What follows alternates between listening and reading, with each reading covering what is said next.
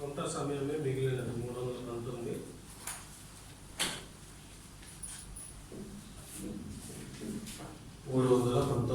పాత పాటల పుస్తకంలో సంఖ్య 279.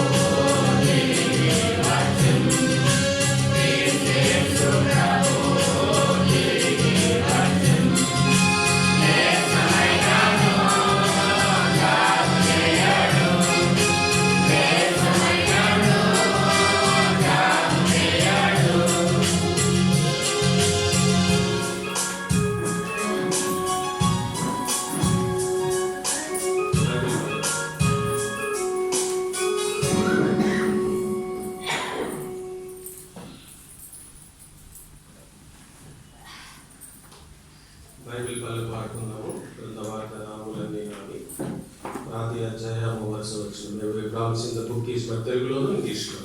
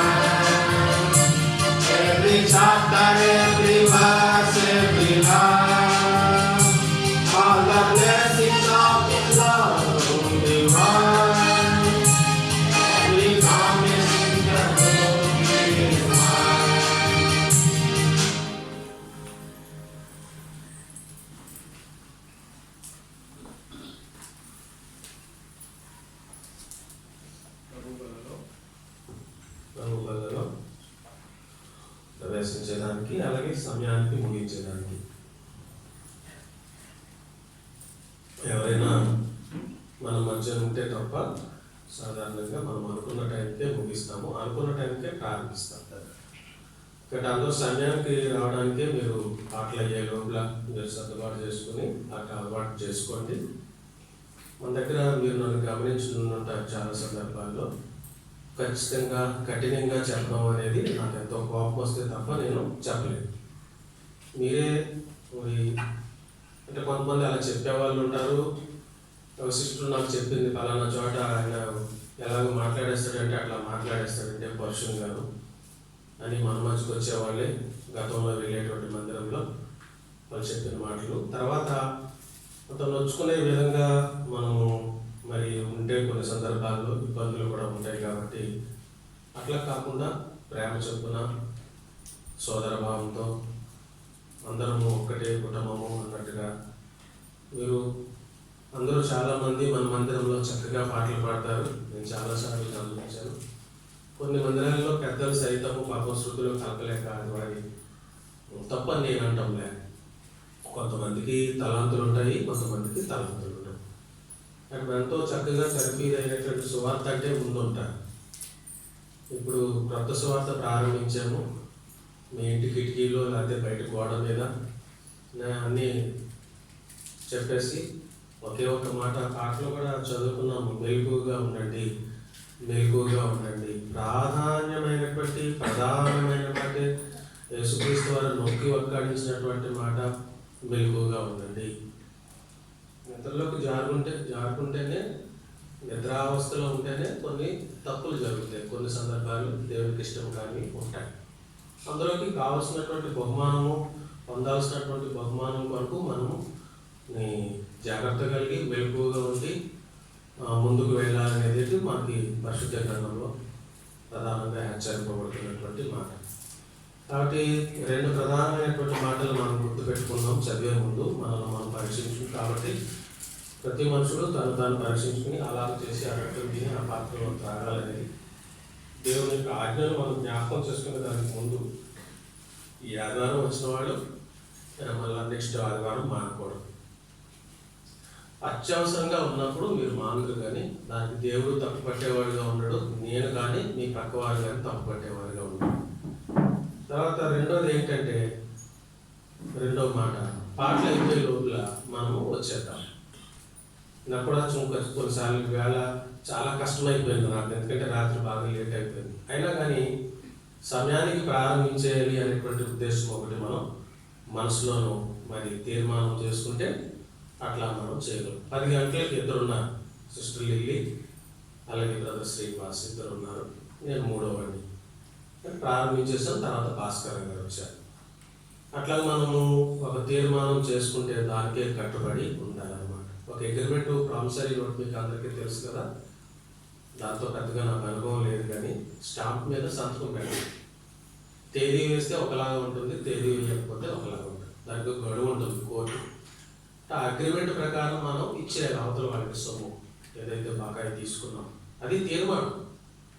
ఒకవేళ మీరు కట్టలేదు అనుకోండి, ఉద్యోగస్తులు అయితే మరీ ఇబ్బంది, ఉద్యోగస్తులు కాకపోతే కొంతకాలం డిలే చేయొచ్చు. ఏదైనా కోర్టులో డిగ్రీ అయిందంటే మాత్రం తర్వాత డబ్బు కట్టకపోతే అరెస్ట్ వారెంట్ ఇస్తారు. చూసారా, ఇప్పుడు నేను అన్నాను కదా, గబ్బుకు నేనేమీ అనలేను, మాట చర్యలు లేవు అంటే. ఇప్పుడు దేవుడు ఏమన్నాడు అంటే మనకే స్వేచ్ఛనిచ్చి మీరే భయము భక్తి కలిగి ఉండండి అంటున్నాడు దేవుడు. మీకే స్వేచ్ఛ. నేను చాలాసార్లు చెప్పాను, నేను తీగ ముట్టుకుంటే ఒకసారి మేము బైబిల్ చదువుతాను, మాట చెప్తాను, ఒక ఆలోచన కూడా మాకు అంటే ధ్యానంలో మోకాళ్ళు వేసేసి గొప్పగా ధ్యానం చేసేసి చాలా సమయం వెచ్చించేసి వర్తమానం కోసం రావాలి. నిజంగా వచ్చేసరి నేను చెప్పడం లేదు, కానీ వచ్చిన తర్వాత ఒక నడిపింపు, ఒక ఆత్మతో ఏదో నింపినట్టుగా ఒక ఆలోచన మా నదికి, నా వర్తమానికల యొక్క మెదడులోకి ఒక ఫ్లాష్ న్యూస్ లాగా వస్తుంది. అది దేవుని నడిపింపుగా మేము భావిస్తాం. అట్లాగూ ఒక మాట నేను గుర్తు చేయడానికి సిద్ధంగా, అంటే ఏలూరులోనూ మరి అక్కడ జామ తోటలో అక్కడ పిక్నిక్ తీసుకెళ్ళాము. ఈ వచ్చే కార్తీక మాసంలో తీసుకెళ్ళేది మాకు చిన్నతనంలో ఏం తెలుస్తుంది. మరి అక్కడికి తీసుకెళ్తే ఆడుకుంటా ఉన్నారు. మరి అందరు పిల్లలు ఉన్నారు. ఆ తర్వాత మానేశారులేండి, ఇంకా స్కూల్స్లో ఇబ్బంది అయ్యి వాళ్ళు టీచర్ల మీదకి, హెడ్ మాస్టర్ల మీదకి వచ్చేస్తుంది గొడవని మానేశారు పూర్తిగా. ఖచ్చితంగా తీసుకెళ్ళేవారు ఒక పిక్నిక్, దాంట్లో దేనికో కానీ. అలాగే మేము అందరం ఆడుకుంటా ఉన్నాము. పక్కన అక్కడికి వచ్చినటువంటి పిల్లల్లో గడ్డి మేట ఎక్కి, ఆ గడ్డి మేట ఎక్కితే తీగ తగిలేలాగా ఉందన్నమాట. కరెంటు తీగ తగిలేయడం, అక్కడే పెద్ద షాక్ అయిపోవడం. ఆ అబ్బాయి మరి బతికాడో లేదో అని మరి అందరూ పరిగెత్తుకెళ్ళాడు. బాగా చిన్నపిల్లవాడిని నేను, పెద్దగా తెలియని విషయం. చాలా కంగారు పడిపోయి పరిగెత్తుకెళ్ళాడు. ఏమైంది? ముట్టుకుంటే విద్యుత్ ఘాతం అండి. ఏమంటారే ఇంగ్లీష్లో ఏమంటారు?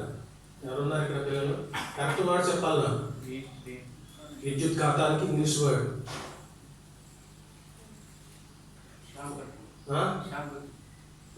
స్వప్రసాద్ ఏంటమ్మా? ఎలక్ట్రోక్యూషన్ అంటారు. ఇంటికెళ్ళి డిక్షనరీ చూసుకోవాలి. ఎలక్ట్రోక్యూషన్, విద్యుత్ ఘాతం. కొట్టిందంటే మళ్ళీ ఒకవేళ నిజంగా బతికాడు అనుకోండి, జీవితంలో ఎంత భయం ఉంటుందంటే ఒకసారి ఆలోచించండి. బాబు బల్బు మాడిపోయింది, బల్బు మార్చడం అంటే కూడా దగ్గరికి వెళ్ళడు. అది కాదు దేవుడు. మరి అలాంటి చర్యలు ఉండి అట్లాంటి విషయాలు ఉంటే నేను బతుకులాడుకోవాలా? మిమ్మల్ని, నన్ను ఎవరైనా బతుకులాడాలా? పరుగులు ఎలక్షన్ డ్యూటీ వేస్తారు. ఇదంతా పరిచయం. 1 కొరింథీ 11వ అధ్యాయము 28వ వచనం. 1 కొరింథీ 11వ అధ్యాయము 28వ వచనం. అందరం కలిసి, కాబట్టి ప్రతి మనుషులు అలా చేసి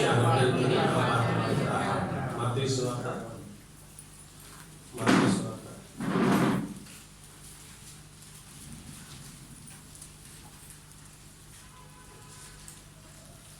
25వ అధ్యాయము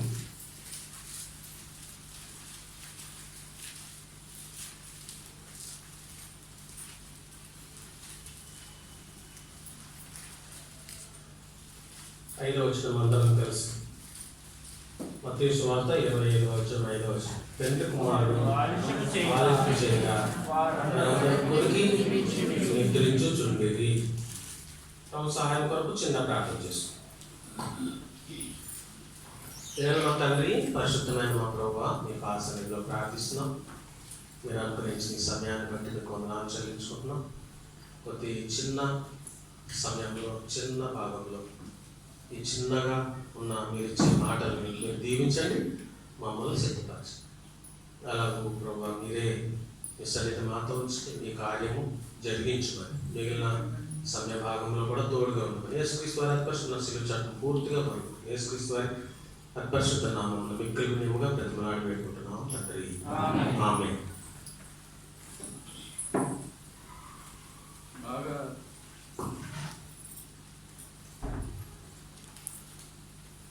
తెలిసినటువంటి భాగం ఇది.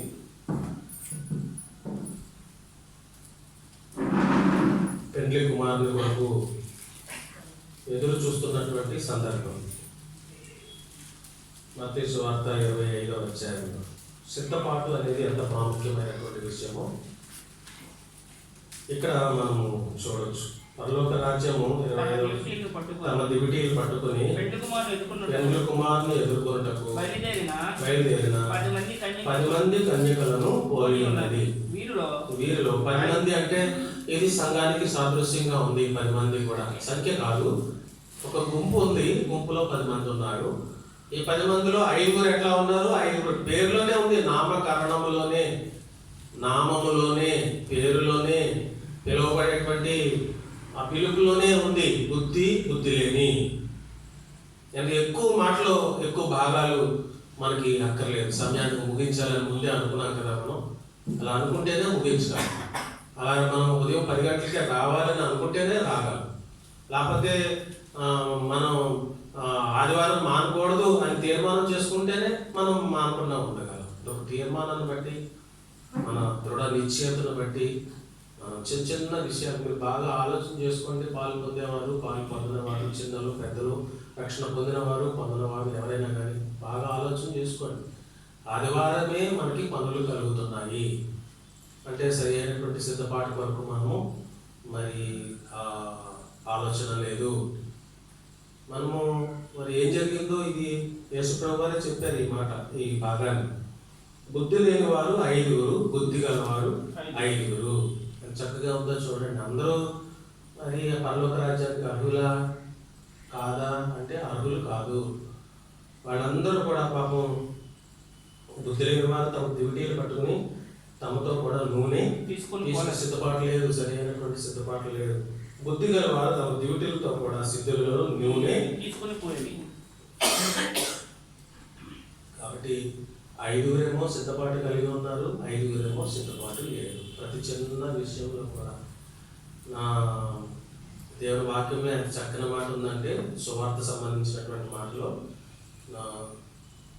సూర్య గజ్యంలో ఒంటె దూరుట, పరలోక రాజ్యంలో ధనవంతుడు ప్రవేశించుట కంటే సూది బెజ్జములో ఒంటె ప్రవేశించుట ఎంతో సులభము అని యేసుప్రభువు సెలవిచ్చారు. కాబట్టి మరి ఏది ఆటంకంగా ఉన్నా మన జీవితంలో సరి అయినటువంటి సిద్ధపాటు లేదంటే మెలకువగా ఉండి, తర్వాత వారందరూ కొనికి నిద్రించుచుండి. అందరూ నిద్రపోతున్నారు, ఇది శరీర సంబంధమైనటువంటి నిద్ర అనుకున్నాము కాసేపు. నిద్రపోతున్నప్పటికీ కూడా 5 సిద్ధపాటు. వారందరూ పెండ్లి కుమారుడు ఆలస్యము చేయగా వారందరూ కొనికి నిద్రించుచుండి. అర్ధరాత్రి వేళ ఇదిగో పెండ్లి కుమారుడు ఎదుర్కొన్న రండి అని కేక వినబడను. కన్యకులందరూ లేచి తమ డ్యూటీలను చక్కపరచుకొని కానీ ఆ కన్యకలు తమ డ్యూటీలను ఆడిపోయిన గనుక మీ నూనెలో కొంచెము మాకు ఇవ్వండి బుద్ధి గలవారిని అడిగి. నాకు చదువుతుంటే ఏం గుర్తొచ్చిందంటే, చిన్నప్పుడు మీకు కూడా చిన్నప్పుడు చదువుతున్నప్పుడు విషయాన్ని గుర్తొచ్చింది. కొంతమంది ఏమో బాగా చదువుకుని వస్తారు, రాసేస్తూ ఉంటారు తలకాయ ఎత్తకుండా పరీక్షల హాల్లో. చదువుకున్న వాళ్ళు ప్రశ్నకి జవాబు తెలియని వాళ్ళు ఏం చేస్తూ ఉంటారు? అడుగుతూ ఉంటారు. అసలు కనీసం కొంతమంది తెలివైన వాళ్ళు ఉంటారు. ఇప్పుడంటే బాగా స్నేహం బాగా పెరిగిపోయింది మన పిల్లలకి. బాగా మొత్తం ఈ పేపర్ ఆ మూల నుంచి ఈ మూల నుంచి ఆ మూలకి వెళ్ళిపోతుంది, ఆ మూల నుంచి ఈ పేపర్ ఈ జవాబపత్రం అక్కడికి వెళ్ళిపోతుంది, అక్కడి నుంచి ఇక్కడికి వచ్చేస్తుంది. మనం ఎంత చూసినా వాళ్ళు చేసే పని చేసేయగలుగుతారు. అందులో ఎక్స్రే కార్డులు వచ్చినాయి కదా ఇప్పుడు, ఇలా కళ్ళు పెట్టి చూస్తే అవతల పేపర్లో ఏముందో కూడా తెలిసిపోతున్నాను. అసలు కనీసంగా ఎన్నిసార్లు నేను గమనిస్తూ ఉండేవాడు, ఇలా ఇలా ఇలా ఇలా అని చెప్పు చెప్పు చెప్పు చెప్పు అని చదువుకున్న వాళ్ళు చెప్పినా అడిగినా వాళ్ళు ఏమాత్రం కూడా కనీసం తెలివితేటలు ఉన్నవాళ్ళు అనమాట. ఫస్ట్ ర్యాంక్ రావాలనేవాడు. చూసారా, చిన్నపిల్లలకే తల్లిదండ్రులు చెప్పినటువంటి మాటల్లో పడి అంత తెలివితేటలుగా అంత చక్కగా చిన్న విషయం కొరకు ఫస్ట్ క్లాస్ అంటే గొప్ప, దాని కొరకు లేకపోతే ఏదో స్టేట్ ర్యాంకు లేకపోతే ఆల్ ఇండియా ర్యాంకు దేనికైతే దేని ఎంతో మరి వారు చిన్నతనంలోనే అంత తర్ఫీదులో ఉండి అంత తల్లి చెప్పిన మాట తండ్రి చెప్పిన మాట ఏమాత్రం అమ్మ ఏం చెప్తారంటే వెళ్ళేటప్పుడు అమ్మ పక్కన ఉన్న వాళ్ళు చదువుకున్న వాళ్ళు ఈ అబ్బాయి బాగా చదువుతారు అనమాట, ఈ అబ్బాయి బాగా చదువుతారు, వాళ్ళ అమ్మ చెప్పుద్ది వాళ్ళ నాన్న చెప్తారు, లేకపోతే పొరపాటును కూడా నువ్వు పక్క వాళ్ళు అడుగుతాడు, నువ్వు మాత్రం చూపించుకో, ఎందుకు నీకు వచ్చే మార్కులు వాళ్ళకి వెళ్ళిపోతాయి, నువ్వు వాళ్ళు సమానం అయిపోతారు, కొన్నిసార్లు నువ్వు తగ్గిపోతావు, వాళ్ళకి ఎక్కువ మార్కులు వస్తాయి వాళ్ళ రైటింగ్ని బట్టి అని చెప్తారు. ఆ మాటకు లోబడి గడుసుగా చాలా తెలివిగా వాళ్ళు వ్యవహరిస్తారు. చిన్నతనంలోనే ఎన్నోసార్లు మనం గమనిస్తాం. మరి బుద్ధి లేని చూడండి అడుగుతున్నారు అక్కడ, అది ఇది చదువుతుంటే నాకు అదే గుర్తొచ్చింది. బుద్ధి లేని కన్యకులు మా డ్యూటీలు ఆడిపోతున్నాయి, మీ ఊళ్ళో కొంచెం మాకు వీడని బుద్ధి కలిగిన వాళ్ళని అడిగిరి. ఎంత చెప్పుకున్నా వాళ్ళు బుద్ధి లేని వాళ్ళే, వీళ్ళు బుద్ధి కలిగిన వాళ్ళు. ఎంత చెప్పుకున్నారు బుద్ధి కలిగిన అంటే మా వాక్యం ఉంది, ముగించేస్తున్నాను. ఏమనుంది? సమయము దినములు చెడ్డవి కనుక సమయము పోనేక సద్వినియోగం. చివరిగా ఒక మాట చదువుతున్నాను, అన్న మాట ప్రకారం ముగించాలి కాబట్టి మత్తయి సువార్త ఆ మాట చదివి ఎంత జాగ్రత్త ఆయన చెప్పాడో. మత్తయి సువార్త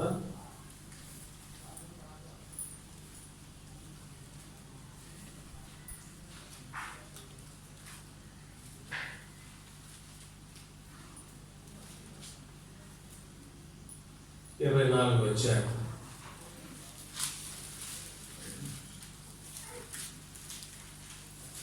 ఏ జామున 43వ వచనం. 24 అధ్యాయము మత్తయి సువార్త 43వ వచనం. ఏ జామున ఇంటి యజమానికి తెలిసిండే నేడలా అతడు వెనుకగా ఉండి తన ఇంటికి కన్నము వేయనీడని మీరు ఎరుగుదురు. మీరు అనుకోనని గడియలో మనిషి కుమారుడు వచ్చును కనుకనే మీరును సిద్ధముగా ఉండుడి. అన్ని ఉదాంతాలు అన్ని మాటలు, నా మాటలు ఆకాశమును భూమియును గతించును గాని నా మాటలు ఏ మాత్రమును గతించవు. జాగ్రత్త. నోవహు దినములు ఎలా ఉండెనో మనిషి కుమారుని రాకడయును.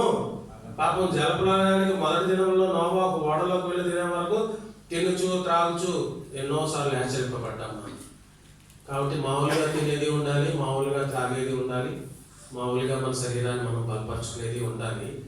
కానీ మరి దేవుణ్ణి మర్చిపోయి నోవహు మాటలు ఏమాత్రం లెక్క చేయక ఎంత సువార్త ప్రకటించినప్పటికీ కూడా జలప్రలయము వచ్చి అందరినీ కొట్టుకొని పోవు వరకు ఎరుగక పోయేది. అలాగుననే మనిషి కుమారుని రాకడ కూడా ఉండును. మెలకుగా ఉండు అనేటువంటి మాట ప్రధానంగా మనం బుద్ధి కలిగిన అని అనిపించుకుంటామా, బుద్ధి లేని అని అనిపించుకుంటామా, ఏ జాబితాలో ఉన్నామో ఏ వర్గంలో ఉన్నామో మనల్ని మనం పరీక్షించుకున్నాము.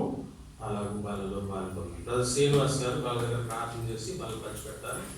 నారాయణ గారు, భాస్కర్ గారు, శామ్ వాళ్ళు అందించడానికి సిద్ధం అందిస్తారు.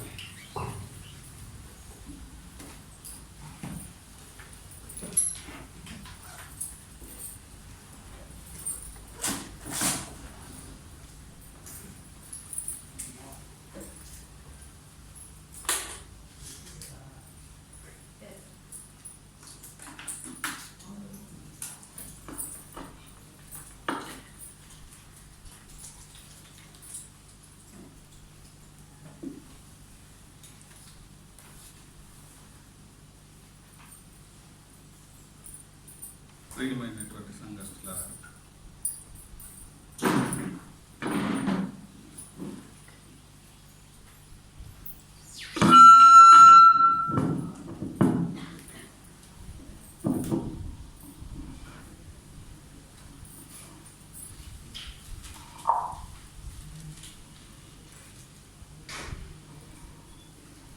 బుద్ధి కలిగిన కన్యకల వల్ల ఉన్నామా, బుద్ధి లేని కన్యకల వల్ల ఉన్నామా, మనం పరిశీలన చేసుకోండి. అయితే దేవుని రాకడ బహుపతి సమీపంలో ఉంది కనుక మనం జాగ్రత్త పడి దేవునికి మనము ఇష్టలుగా జీవించి మనము ఆయనను ఎక్కడ ఆయాసపరుస్తున్నామో, ఎక్కడ దుఃఖపరుస్తున్నామో మీరు ఒకసారి మీ గమనంలోనికి తీసుకున్నట్లయితే దేవుడు దాసుడు ద్వారా చెప్పబడినటువంటి వాక్య భాగాన్ని బట్టి ఇక్కడ బుద్ధి కలిగిన కన్యకలైతే దేవుని కొరకు ఎదురు చూస్తూ ఉన్నారు, బుద్ధి లేని కన్యకలైతే దేవుని కొరకు ఎదురు చూడలేదు. అయితే దేవుడు వచ్చాడు, బుద్ధి కలిగిన కన్యలు దేవునితో నిలబడ్డారు, బుద్ధి లేని వారైతే విడవబడ్డారు. నీవు పరిశీలన చేసుకో ప్రియ సహోదరి, ప్రియ సహోదరుడా. ఎందుకంటే దేవుని రాకడ బహుకొద్ది సమీపంలో ఉంది కనుక మనం పరిశీలన చేసుకుని మనం దేవుని నామంలో ఉన్నామో లేవో మీరు పరిశీలన చేసుకోండి.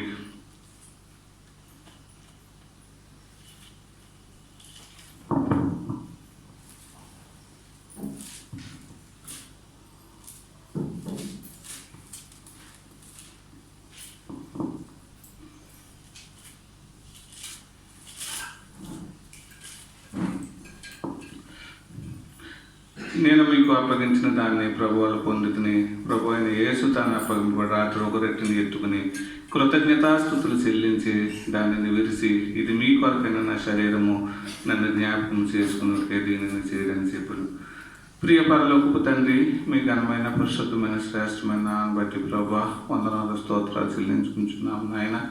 గతించిన ప్రభుత్వం నుండి నాయన ఈ ప్రభుత్వం వరకు నాయన సంఘాన్ని మిమ్మల్ని ప్రేమించి నాయన మమ్మల్ని సజీవులుగా ఉంచి తండ్రి నాయన ఈ మందిరంలో నడిపించిన విధానాన్ని బట్టి ప్రభువా వందనాలు స్తోత్రాలు చెల్లించుకుంటున్నాము తండ్రి. మేమైతే నా ప్రభా నీ నామాన్ని ఎరిగి తండ్రి నా ప్రభా మీరు వచ్చే పర్యాయంతో నాయన తండ్రి ప్రభా సిగ్గులేని ముఖాల వల్ల మేము మిమ్మల్ని ఎదుర్కొని నా ప్రభా పెండ్లి కుమారుడుగా రానైనప్పుడు వధువు సంఘముగా మేము సిద్ధపడట్లో కృపను అనుగ్రహించమని, ఘనత మహిమ ప్రభావాలు పొందుపరుచుకోమని యేసుక్రీస్తు వారి అతి పరిశుద్ధమైన నామంలో స్తుతించి ప్రార్థించి అడిగి వేడుకుంటున్నాం తండ్రి.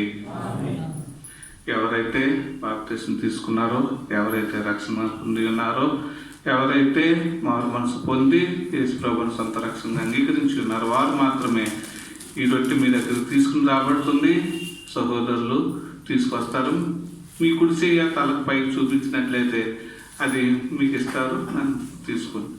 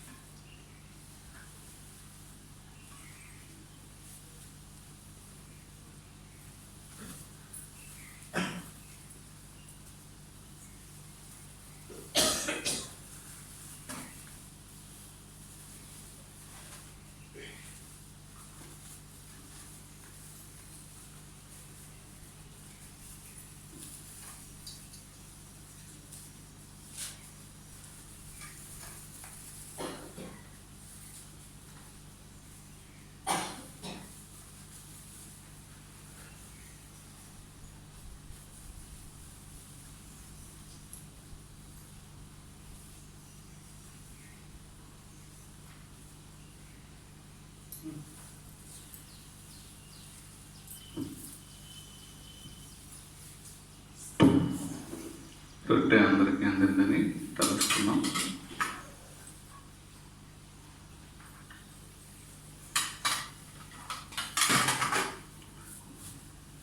ఆ ప్రకారమే భోజనమైన పిమ్మట ఆయన పాత్రను ఎత్తుకుని, ఈ పాత్ర నా రక్తం వలన కొత్త నిబంధన, మీరు దీనిలో త్రాగినప్పుడల్లా నన్ను జ్ఞాపకం చేసుకున్నట్టుగా దేవుని చేయని చెప్పి మీరు ఈ రొట్టె తిని పాత్రలు త్రాగినప్పుడల్లా ప్రభు వచ్చేవరకు ఆయన మరణం పడుతుంది. ప్రేమ గల మా ప్రభా, కృపగల మా తండ్రి, ఘనమైన దేవ, మీ బంగారు పాదాలు బట్టి ప్రభా వందనాలు స్తోత్రాలు చెల్లించుకుంటున్నాం తండ్రి. గొప్ప దేవుడు నా తండ్రి, సర్వాధిపతులు, సర్వ సృష్టి కారణభూతుడు, నిన్న నేడు నిరంతరము ఏకరీతిగా ఉన్న దేవ తండ్రి ప్రభా, మమ్మల్ని మేము పరీక్షించుకుంటానికి తండ్రి దేవ మా కొరకు నా తండ్రి ఆ రక్తాన్ని చిందించిన ఆయన దేవ సిలువలో కాల్చినటువంటి దేవ మీ యవన రక్తంతో దేవ పాపను కడిగి తండ్రి దేవ మేము సరి చేసుకుని దేవ మా విధేయతను విడిచిపెట్టి ప్రభా దేవ మీకు విధేయులుగా ఉంది తండ్రి నాయన మేము జీవించి కొనసాగించుటకు నాయన బుద్ధి కలిగిన కన్యకులు ఏ విధముగా అయితే నాయన సిద్ధపాటు మనసు కలిగి ఉన్నారో అట్టి స్థితిని ప్రభా మేము కలిగి ఉండటానికి మాకు కృపను అనుగ్రహించమని ఘనత మహిమ ప్రభావం పొందుపరుచుకోమని యేసుక్రీస్తు వారి పరిశుద్ధమైన నామంలో స్తుతించి ప్రార్థించి అడిగి వేడుకుంటున్నాం పరమ తండ్రి. ఎవరైతే ఆ రొట్టెలో పాలు పంపులు పొందారో వారు మరలా దేవుని రక్తం సాదృశ్యముగా ద్రాక్షారసం దగ్గర తీసుకుని రాబడుతుంది. మీ కుడి చేతిని తలకు పైగా చూపించినట్లయితే సహోదరులు మీ దగ్గర తీసుకొస్తారు. మించిన సుఖం తీసుకుని వారికి అందించవలసిందిగా మనం